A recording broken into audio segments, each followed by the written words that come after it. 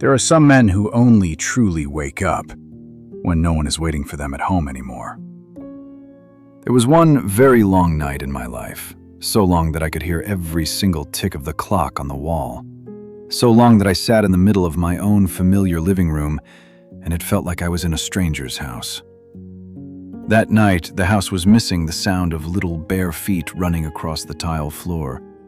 No clinking dishes in the kitchen, no smell of hot rice, no sound of my wife reminding the kids to finish their homework, and no more of that familiar voice saying, "Come eat before it gets cold." There was only the soft hum of the fan. The glow from my computer screen threw a cold blue light across the wall in front of me, making everything look pale, lifeless. On the desk sat a cup of coffee, long gone cold, thick and bitter. My headset was still there. The mouse cursor still blinked. Everything looked exactly the same as it did every other day, except for one thing. My wife had taken our 2 children and left. On the dining table, there was a small note. Her handwriting was still round and neat, just like it had always been. But this time, every line I read made my heart go colder. I waited for you for a long time. I can't wait anymore. The kids need a father, not a shadow sitting in front of a screen. When you finally wake up, come find us. I sat there for a long time with that note in my hand. People usually think of loss as something sudden, something that disappears all at once. But the truth is, some losses don't come in a single day. They come slowly, quietly. They slip into every missed dinner, every sharp reply, every tired, sad look from the woman who once shared your bed and your life. Until one day, when you finally turn around and look, you realize this: the people you love may have stayed by your side all those years, but their hearts left a long time ago. I used to be a husband. I used to be a father, at least on paper. But in real life, I lived like a refugee in my own home. I escaped into video games.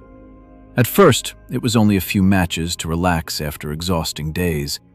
The pressure of bills, money, family responsibilities, failed business plans, months of feeling helpless, like a leaf being dragged away by a hard river current.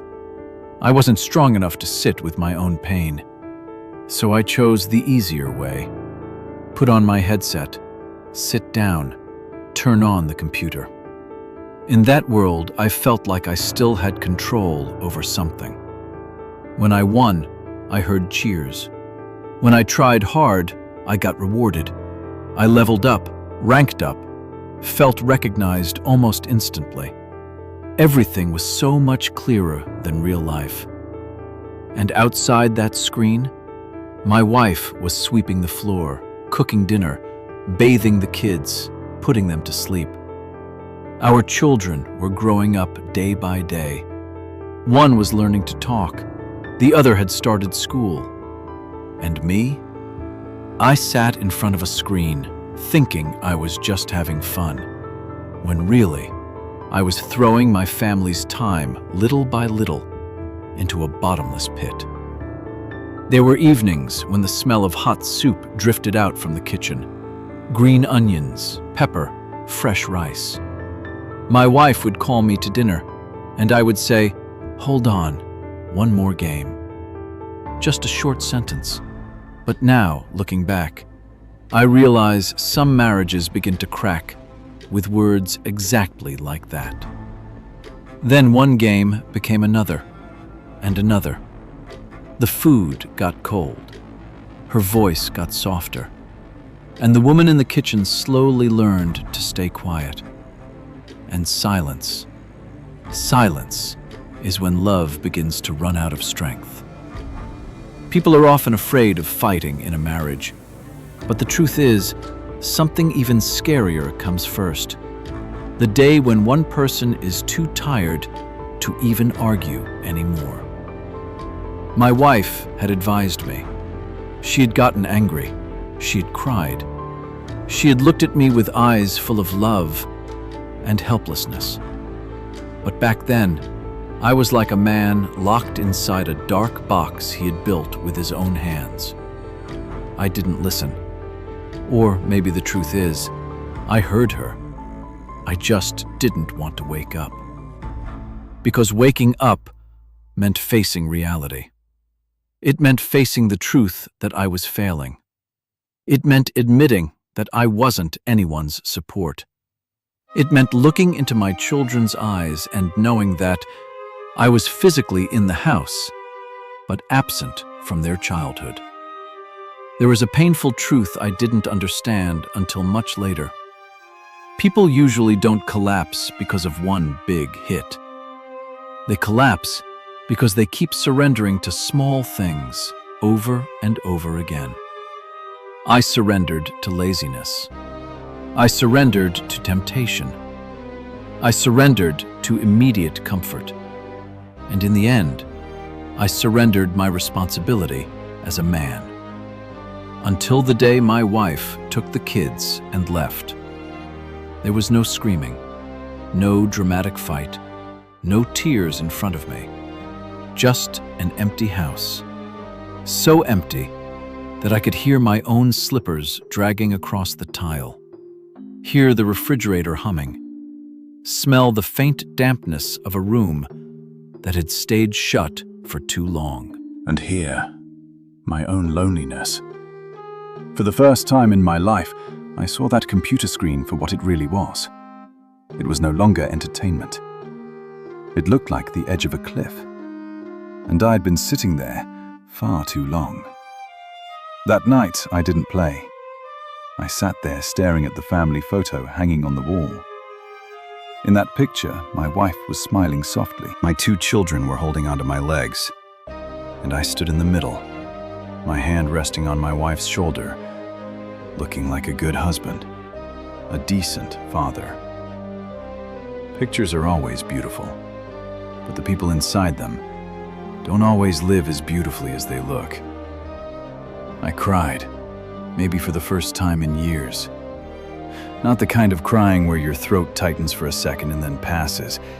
I mean the kind of tears that come from a man watching his own life break apart at his feet, with no one else left to blame.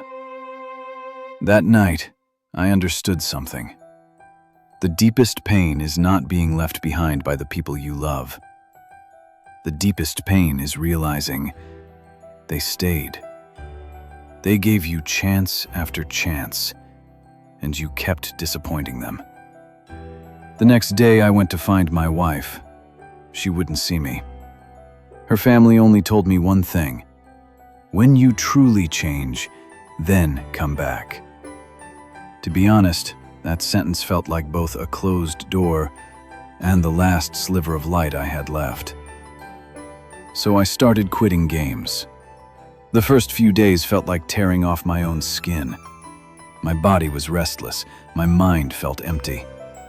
I sat in that small room listening to traffic outside, feeling sunlight spill through the curtains and sensing boredom crawl slowly through my chest. I didn't know what to do with all the time I used to stuff full of screens and matches and noise. People like to think quitting a bad habit is all about determination. It's not. Determination is only the first door. To keep walking, you need discipline. And to make it all the way through, you need pain deep enough that every time you want to go back, you remember what it cost you. I cleaned off my desk, deleted the games, sold some of the equipment, went outside and looked for work. I took the smallest jobs, the hardest jobs. Anything, as long as the money was real, the sweat was real, and when I went to sleep at night, I felt just a little less ashamed of myself. Those first days were brutal. So brutal that many nights I came home exhausted, my back aching, my hands rough, my shirt carrying the smell of sun, dust, and dried sweat. But strangely, that was the smell of being alive. The smell of a man finally returning to his own life. I started to understand this. Hard work is not as frightening as a meaningless life. Being tired from trying to make an honest living is better than feeling empty from running away from life. I taught myself to wake up early, to eat on time, to fall asleep without the blue light of a screen rocking me to sleep, to sit alone without panicking, to move through the craving for games the way you move through a rainstorm, uncomfortable, soaked, miserable maybe, but temporary. Eventually, time pulled me out of the mud. I worked, studied, fixed myself one piece at a time. Every dollar I earned, I saved. When I found a better job, I took it. When an opportunity showed up, I grabbed it. When I made mistakes, I corrected them. Real life doesn't hand out rewards as fast as a game does. But real life offers something much fairer. Whatever you keep planting with patience, you will eventually harvest in equal measure. It took me years before I could look at myself in the mirror without looking away. I was no longer the man hunched in front of a screen. I had steady work, a little stability, a better home, and a kind of maturity I used to think came automatically with age. It doesn't. People only grow up when they are willing to take responsibility for the damage they caused. But my greatest success was not money. It was learning how to be present. Present in every phone call to check on my children. Present and on time when I picked them up to spend the day together. Present when they got sick. Present when my ex-wife needed help handling something for the family. Present through kindness, through silence, through consistency. Not through beautiful promises that faded after a week. Because in the end, love is not saved by emotion alone. It is saved by presence over time. For a long while, my wife still kept her distance, and I understood. Trust is not like a broken vase you can glue back together and pretend it's the same. Some cracks heal, but the lines still remain. I never blamed her, because I knew that woman had lived through sleepless nights caring for our children alone. She had eaten alone, cried in silence, and swallowed her pain while her husband was busy winning and losing in another world. So I stayed patient. Patient in living right. Patient in being a father. Patient in proving that this change was not just panic from a man who had been left behind, but the awakening of a man who had finally learned what family really means. Then, one day, my older daughter asked me, "Daddy, when are you coming home again?" That question felt like a small hand touching the softest place in my heart. And I realized something. Children do not need perfect parents. They only need a home with enough love to grow up in. And adults sometimes spend half their lives learning this one lesson. What matters most is not how much money you make. It's whether, after a long day, there is still a warm kitchen light on and someone waiting for you to come home. A few months later, I saw my wife again. It was a pale, quiet afternoon, a small coffee shop, the smell of old wood and roasted coffee in the air. People moved past the windows outside, and between us sat a long silence, heavy with old years. I didn't say anything poetic. I just told the truth, that I had been wrong, that I wasn't asking her to forget everything, that I didn't expect another chance just because I had become a better man. But if she still had even a little faith left in me, I wanted to spend the rest of my life being good to her and the kids, through actions, not words. My wife cried. A woman's tears are not always weakness. Sometimes they are the last language of a heart that has endured too much for too long. We didn't get back together overnight. Healing, like I said, doesn't happen with one hug. It happens in ordinary mornings, taking the kids to school together, in dinners where everyone is present, in children's laughter returning to the house, in the smell of sun-dried clothes, evening meals, and the medicated oil on my wife's hands as she rubbed our child's head to sleep. It happens when I can walk past my computer desk and no longer feel it pulling me back. When I know how to put my phone down and listen to my wife tell me some small story about her day. When I truly understand that love does not live in grand gestures. It lives in how we show up for each other through the most ordinary days. And then one day, my wife and children came home. The house once again filled with the tiny slap of little feet running across the floor.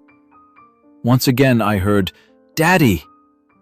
Once again, the kitchen glowed warm in the evening.